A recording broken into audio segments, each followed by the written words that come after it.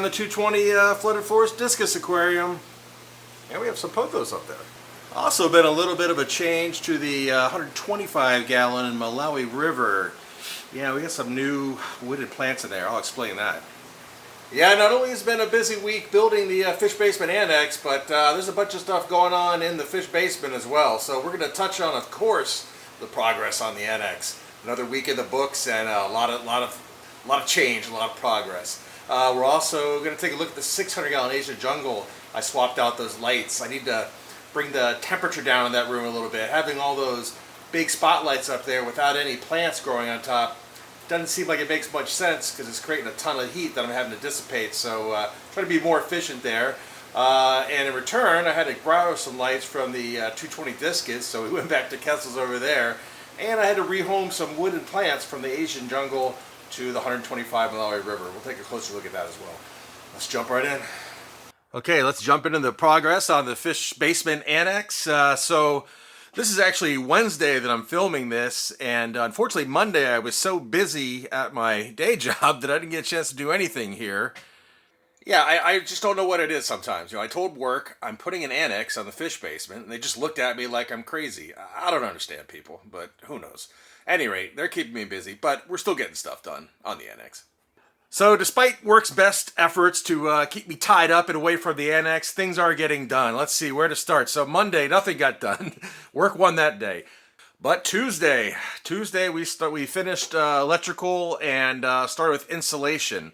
And let me show you. You can see we got our 2x6 walls, and we have nice thick insulation there. And you can see up here on the roof, we actually have a conduit, a channel up there.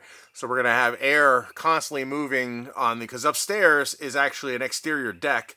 So to constantly have air moving through here and out the soffits, which keeps it nice and dry and toasty warm in here. So we have that. Then, of course, we have the insulation.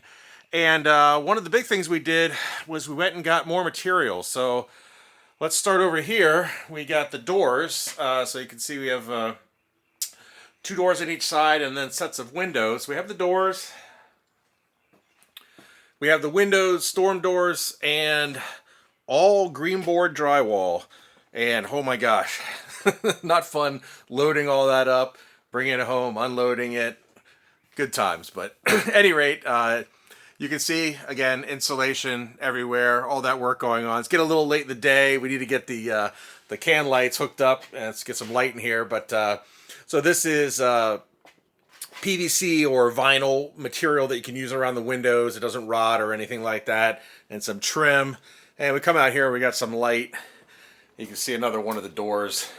So they kind of function as a window because it's what they call 15 light. So lots of glass there, but actually embedded inside the glass are blinds. So you have a choice. You can either block the light or have the light. And you know, at the fish room, you don't want a ton of light coming in. The reason I have the windows up high is to have more ambient light and less direct light down on the aquariums. And then same thing with the doors. I have the ability to have these blinds up or down depending on what I want. And then, of course, you know, we're doing an addition, a little custom work there to sort of conform it in with the poles supporting the deck and everything up there. So good progress made today. We're going to finish with the insulation, and wow, then it's going to be time to start on some drywall. So I'm just going to move out here. We have a little light. So yeah, finishing with insulation, and then we're starting on the drywall and installing windows and doors. So yeah, it's coming along. Yeah, once we get all that buttoned up and get the lights in and the receptacles, we're looking like a room, you know, on the inside. Of course, we still have to do the exterior work. We have flashing to do up top. We have the sideboards to go on the hardy boards, hardy plank. I always get it messed up, but the fiber cement boards are going on the sides. Think of it like siding, but just very, very strong siding. So we still have that work to go. Yeah, but the inside is going to start to look buttoned up pretty soon here, and I think that's what we need to start In terms of starting to really figure out the layout of the tanks, having the inside buttoned up is the most important part, because that's going to allow us to get a good idea of what things look like. So I can measure out and I can lay wood down, scrap wood on the floor, and give you guys an idea of the spacing between the tanks and the distances and everything. So that'll help you guys help me theorize what's the best layout for the tanks. I think it should put things a lot better in perspective once we get to that point. It looks like I have a pair of redhead Tapajos getting ready to breed here. They've found a nice surface on that rock, and they are keeping all the other redhead Tapajos at bay. Looks like they're getting ready to lay eggs and fertilize. I imagine if that goes well, in a couple days we'll have a proud Papa Geophagus with a mouthful of babies, keeping them safe from the other guys. But yep, they're definitely getting ready to do the dance there. All right, it's the second week, it's Thursday, and we're all wrapped up for the day. Let's take a look where we got done. So you can see we got windows have gone in and doors have gone in on both sides. Obviously, there's still a little work to do to trim those. Well, there's work to do to trim those out and put the hardware in and everything, but we do have doors and windows on both sides. You can see it's getting kind of dark in here after these little supplemental light. The breakers I needed, the tandem breakers, the ones they sent were actually the wrong ones. So hopefully the right ones are coming tomorrow, and we can get all these electrical lines hooked up and let there be some light in here. But until then, we have to make do. You can see the insulation on the ceiling is done. So all the channel, the air barrier channel to keep the air flowing up above the ceiling in between the second story and the first story, that's all there. All the insulation is in place, and doors and windows. So, yeah, let's see. There's going to be trim work and finish up on the doors and windows, trim on the doors and windows, and hopefully those breakers come tomorrow. We get that panel in place, get some lights going on in here, and yeah, we're getting there. We got siding outside. We have drywall. I have storm doors, full glass storm doors to go on the outside of each one of these. So I swear I just trimmed up the 600-gallon Asian Jungle Aquarium, and you really can't tell that I did because this jungle valve is already grown all the way back. I actually probably would pull a little bit of it out if I wasn't, if I was ready to use it in the other location that I'm thinking of. But unfortunately, I'm not ready yet for that, so I'm gonna leave it in here, but I'm thinking I probably need to do something to be able to see further back easier. I want a jungle, but I also want to be able to appreciate what's going on, back there. And right now I got quite a bit of a wall blocking me. And I'm also sort of thinking, should I do something with the middle? Should I maybe take that Anubias off of that wood there and create a bigger opening in the middle to see further back? That's something I'm really thinking about and would be pretty easy to do. And I don't know, maybe I do need to take some of this jungle valve in the front and find a temporary home or something. Another thing I was thinking about is I do have a pretty good collection of current freshwater Plant Plus lights that I'm not using anywhere else, and I've always had kind of issues with the lights that I have up on top, that is they put out a ton of heat, and I want to dial that back. And I know that originally I had some of the Plant Plus lights on here, but I didn't have that many, and since I'm not using any of them on Amazonian Islands, so you can see over at Amazonian Islands I'm not using any of the Plant Plus lights up there, so I could use them all on the 600 gallon and would probably work out and cut down on the heat and electricity. You can see, like with Amazonian Islands, you can see all the way to the back. You got that big open space, and we did, the root wall sort of around the top of the aquarium. Thinking over on the 600 Asian Jungle, maybe something similar where I could leave the plants on the sides like they are, but then in the middle, maybe remove some of these plants right here in the middle. Maybe even change the hardscape a little bit, and then also try adding those current lights here. So I'll tell you what, I'm going to go ahead and change out the lights because I'm really curious to see how it will do with just more power than what it had before. And maybe when I'm in there, maybe I'll make that adjustment to that hardscape as well. And then we'll come back and take a look. So it's the end of week 2 building the annex, and there's been a lot of progress, and fortunately the breakers, the right breakers are here, so we'll have light next week. So as you can tell, it's getting dark in here with everything getting buttoned up, so I've had to bring in a couple of lights even to get this amount of bad lighting for this video. But we will have, like I said, the breakers are here, so the real lights will go in next week, and then we'll be able to see everything a lot better. But let's see, so where are we at here? We finished the week with the doors and windows installed. They still need trim work inside and out, but they're there, and they're insulated. You can see the green board everywhere. The drywall is going up. We have drywall going up on the ceiling over here. So I would say the drywall is about half done. Unfortunately, Friday was like a monsoon here, so it was just crazy windy, rainy all day long. So that didn't make it easy to work. But so we worked inside and got a lot of drywall up. So let's see, what's for this coming week? Well, we're going to have to work on the siding. We're going to work on the trim for the windows, the vinyl trim. Of course, we have obviously the lights to go in and finish the drywall and hardware. And then, of course, receptacles for all the electrical, as well as the LED lights in the ceiling, all that good stuff.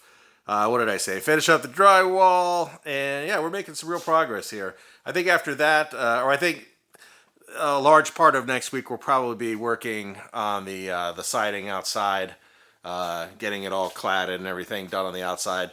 But we'll see that hopefully next week. So yeah, hopefully no more monsoons and we can get this moving along. But yeah, it's moving at a pretty good pace. Having some help working on it is helping a lot. So definitely helps. All right. So a little bit of a different look for the 600-gallon Asian Jungle. To start with, all those lights up top are gone and replaced by the original currents that were on there. And you can see the big piece of wood and the Anubias that was in the middle, basically went from top to bottom, has been removed, so we can see a little more of the depth in the aquarium. It's awesome having a jungle and having the fish swimming in and out, but it was a little too much of a jungle. I mean, really, like the whole back half of the tank, I couldn't enjoy it, so it is very cool to have that opened up now. Let's see if I zoom back there some. You see we have that intricate wood wall back there, but it was being completely blocked. So if you remember, these lights weren't enough before, and that's because I only had half as many on here because they were shared between, well, not quite half, but 40% less than I do now, because they were shared between this aquarium and the 750 Amazonian Islands. But because I have the emerge growing plants on the Amazonian Islands aquarium, the pothos growing out of it, I like to use the more spotlight or the spotlight or floodlight sort of lights that shine down from higher up, so that it gets all those plants and also into the aquarium. But we don't have that here with the Asian Jungle, so it makes a lot more sense to do these lights, considering this is a smaller room in the basement, and with all those floodlights, spotlights going, it's creating way too much heat for me to have to dissipate, and use a lot more electricity. So I think we're getting a good look here. We're having a lot less heat, and we are still making the tank look really good. So it's a win-win-win. I don't really see, with this being such a jungle aquarium in itself, that I would be adding pothos to the top of this tank. So I think it'll all work out. Plus, the wood and the plants that we rehomed, they've gone into the 125-gallon Malawi River. We'll take a look at that in a minute, and that's actually augmented that aquarium. And then I've gone back to the Kessels with the emerging grow plants on top of the 220 Discus Aquarium, which I like that. I kind of missed that. The canopy was never quite what I wanted, so went ahead and switched that up. So I think an improvement on the 600-gallon Asian Jungle. Can see a lot better, see through a lot better, see the fish a lot better. So I'm enjoying this so far, and that's usually the litmus test for me. Is I sit in front of it, and if I'm enjoying it more than I was before, then I stick with the change. And of course, if it's good for the fish.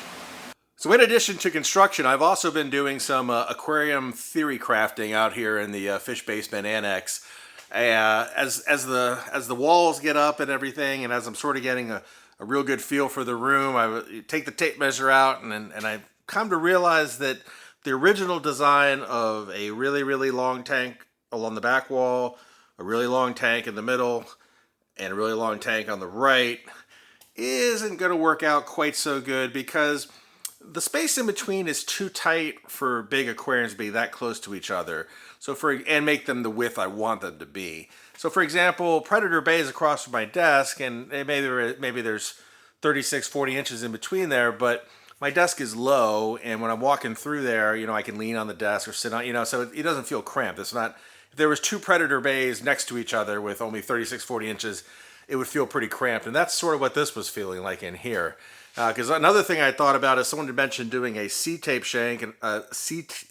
tank, and I thought about that, but the problem is in the corners you're going to get horrible views, and it really would limit what else I could do in the Annex. So kind of what I've come to, which I feel pretty good about, is definitely the back wall. I'm still building the giant 33-foot long aquarium back there. That plan is in concrete. I've been thinking about that. I've designed for that. It's going to be something.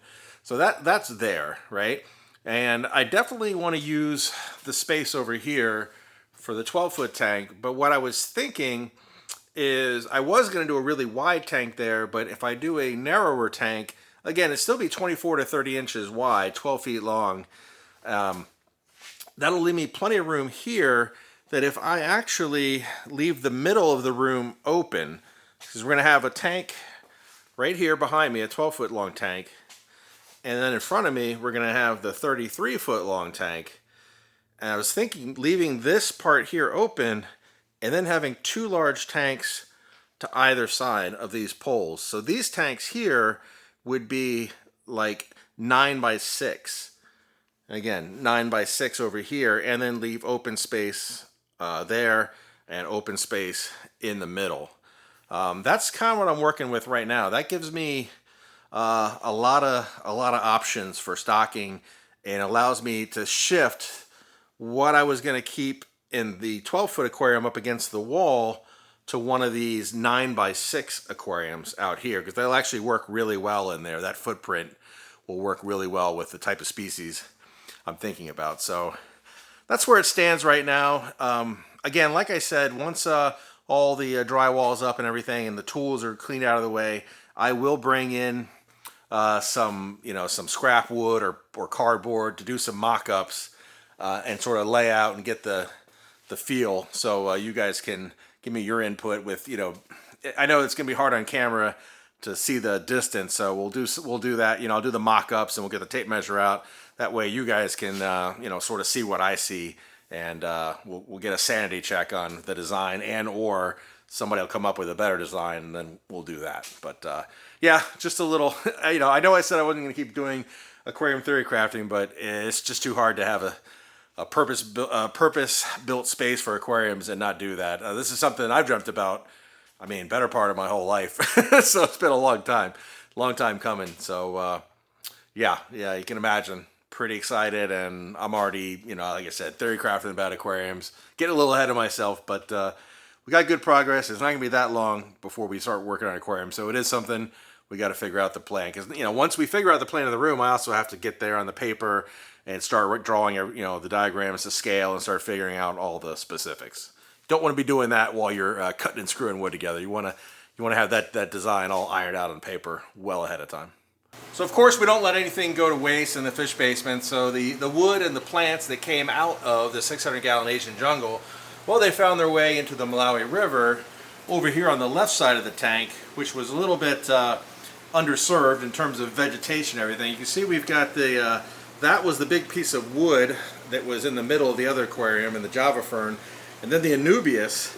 It's actually going all the way from the substrate to the surface there. If you take a look from the side, you can see the wood coming up, and then that's the Anubias all the way in the back there. So like I said, I'm liking this better on the Malawi River. We got lots of these baby Abuna and jewels, and more space for them to dart in and out of, which I love, and I think it's an improvement on the 600 as well. So as you can imagine, building the Annex is kind of kicking my butt, but I'm doing my best to keep the channel balanced between Annex construction and all the other fish tanks, and there are a lot of other things going on. It's not just Annex construction, and man, once that thing is done, there's going to be some mega fish tank projects. So any of you guys who are interested in DIY, it's going to get crazy. There's going to be a lot of DIY building coming up. And like I said before, I'm going to make sure that I do a lot of extra filming on that so that I can produce the vlog styles of, hey, here's how it's happening, and also put something together for here's how to build it, the actual step-by-step kind of stuff as well. All right, another week in the books. Week 3 on the Annex coming next week, and lots more to come. Thanks for watching. See you guys soon.